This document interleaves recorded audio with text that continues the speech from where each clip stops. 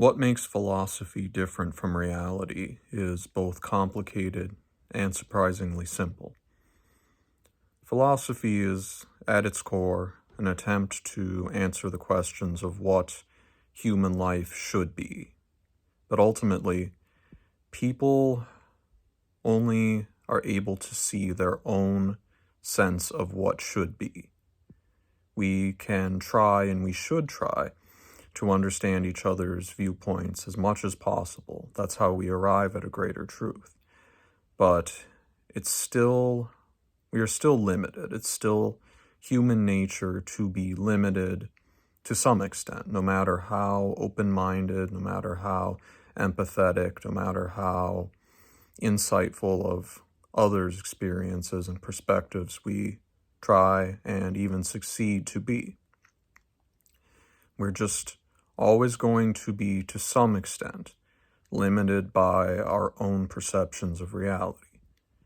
And so, if someone conceives of a philosophy, it is inevitably going to be their own take on existence. It's always going to be limited by their perspective on life. No matter how objective they try to be, they can't ultimately be completely objective. And so, any philosophy that claims to be representative of objective reality, I mean, that's what metaphysics is supposed to be. That's what most philosophies claim to be. They claim to be a rational exploration of objective reality. They usually don't claim to be just one man's perspective on how life should be lived. Sometimes they are. That is true. Some philosophers have been very honest about their own limitations, but most really see their philosophy as a blueprint for existence, as a map of existence, rather than being just their own personal experience of an objective existence. And so therein lies the problem. What happens when someone claims to be in possession of an objective map of reality? I mean, we all think that our own map of reality is completely objective, but to an extent, we can only really come to a true, pure understanding of reality by some measure of consensus and our own innate instinctual understanding of reality. We have to combine reason and instinct. We have to, or perhaps intuition would be a better way of describing it than instinct, but maybe all three: intuition, instinct, and our own rational perceptions and observations of reality. So if philosophers are open and honest about their own limitations and present their philosophies simply as what they think life should be, how to live a good life, then there's of course nothing wrong with that, not at all. It's when people claim to understand completely and they try to project that personal philosophy outwards and say that anyone who lives contrary to that philosophy, to that philosophical system and set of values and rules, that they're living wrong. That's when it becomes a problem. If people run contrary to what the philosopher thinks they should be, how they should live, how they should feel, how they should think, then, I mean, it's practically heresy in the eyes of the philosopher. Most philosophers, not all. Of course, there are some who are more honest and open to other perspectives, and that's good. But often philosophy, it's a bit like psychology, in the sense that Sigmund Freud assumed that his own neuroses, his own perceptions of reality, his own experiences in childhood, his own emotions, his own rational experience. He just assumed that that applied to all human beings, and obviously that's not the case.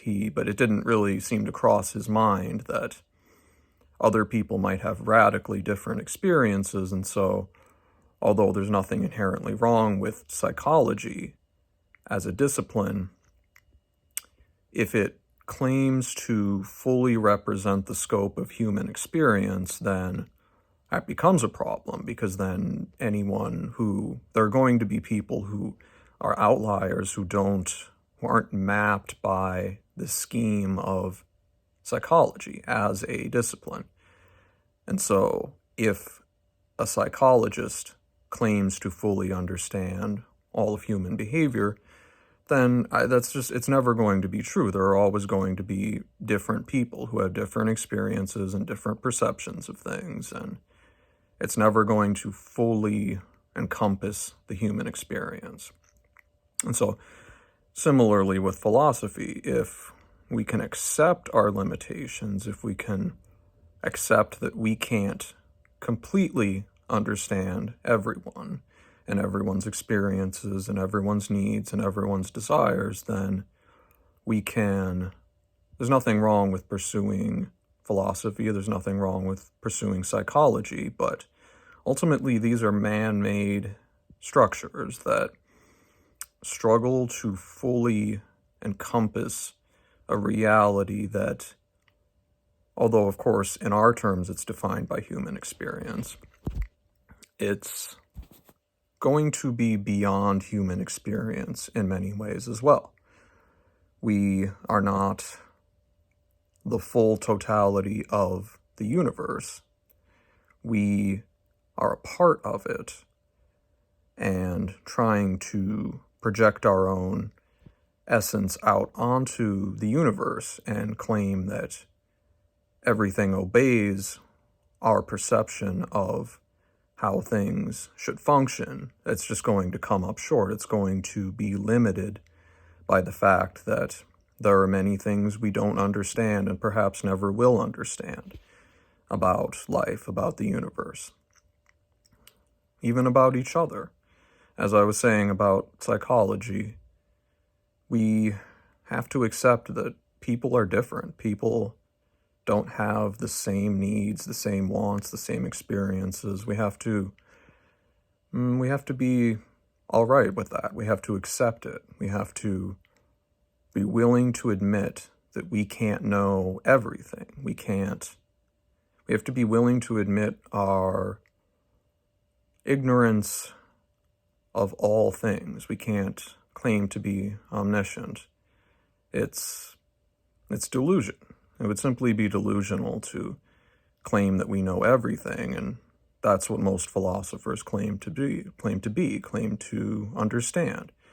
They claim that they fully understand everything about the human soul and the human mind and the human heart, and they say, you must comply with my perception of reality.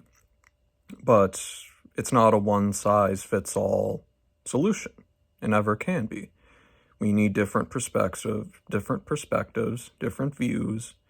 We need to be all right with the idea that everyone is different, and we should try to find ways that we can live well and that others can live well, but also recognize that there are fundamental realities beyond human perception. There are things beyond human perception, and therefore there are always going to be underlying realities beyond the comprehension and categorization of philosophy and philosophers. We are always going to, if we try to be philosophers who understand everything, we're always going to come up short in that regard. We're never going to understand everything. We have to be comfortable with a degree of inevitable ignorance, a degree of human limitation. Most philosophers aren't willing to accept that. Most philosophers need to be all-knowing. Most philosophers need to impress others with how well they understand everything. They can't admit ignorance about anything because, well, then it would call into question their whole framework of understanding existence. It would call into question whether they know everything, whether they can logically deduce everything. And in the end, we can't logically deduce everything. Human beings, arguably, I don't claim to know for certain one way or the other, but human beings probably are not capable of understanding everything in the universe, at least not in our present form. I mean, who knows? In the far future, maybe we will evolve into something that can. That's entirely possible, but can we understand everything about existence in our present form? I don't think so. I think we are what we are, and I think we have to be comfortable with that fact.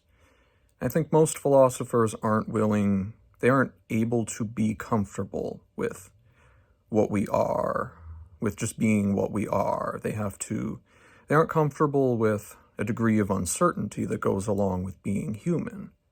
They want to proclaim that they understand all, and that usually they claim to alone hold the keys to knowledge of the self, knowledge of the universe, knowledge of everything. They claim that they alone have the secrets. And admitting any degree of ignorance or uncertainty or just human frailty would call into question the legitimacy of that claim, of that position.